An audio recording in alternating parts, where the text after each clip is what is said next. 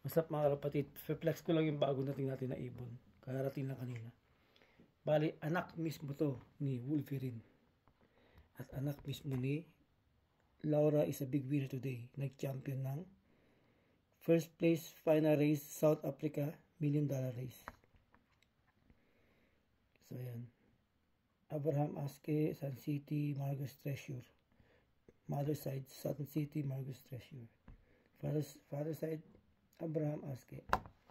Then, ipaparas ko siya sa Wolverine din mismo. Kaso ito naman, anak mismo ni, apo mismo ni Wolverine sa ni Laura.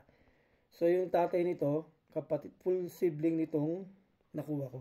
Si Mighty Mike. Kapatid kasi Mighty Mike. Full. And then, inbreed Sun City siya. Yan.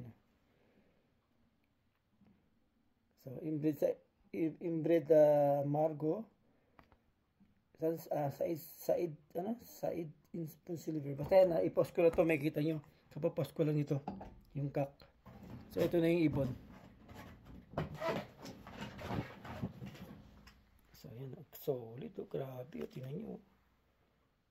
Solid na solid, ang laki ng ano nyo, back nyo. Gandang ibon. Hen.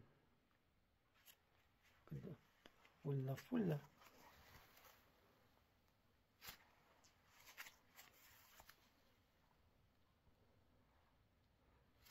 Yan.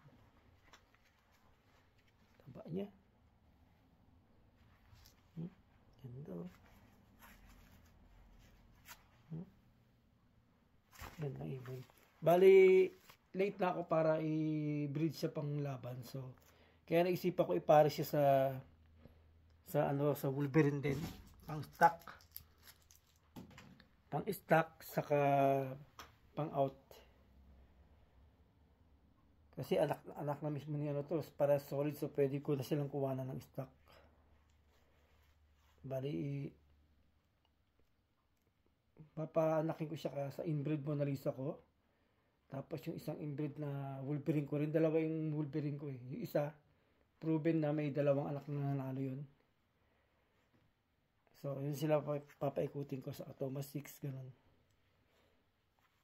Saka yung mga bloodline nung nanalo ko. Sila lang. Then yung iba ko na hindi ko pa nasusubukan, i-out ko na. Sobrang dami. Maganda rin sila pero siyempre doon na ako sa subok ko.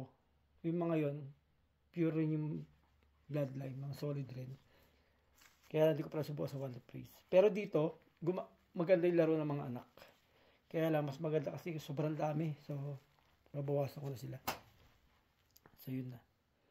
Pag may time, ipopost ko yung mga i-out ko rin na breeder. So, yun na. Happy weekend sa lahat. And happy flying. Good luck sa mga nangangarera sa Pinas. So, yun na.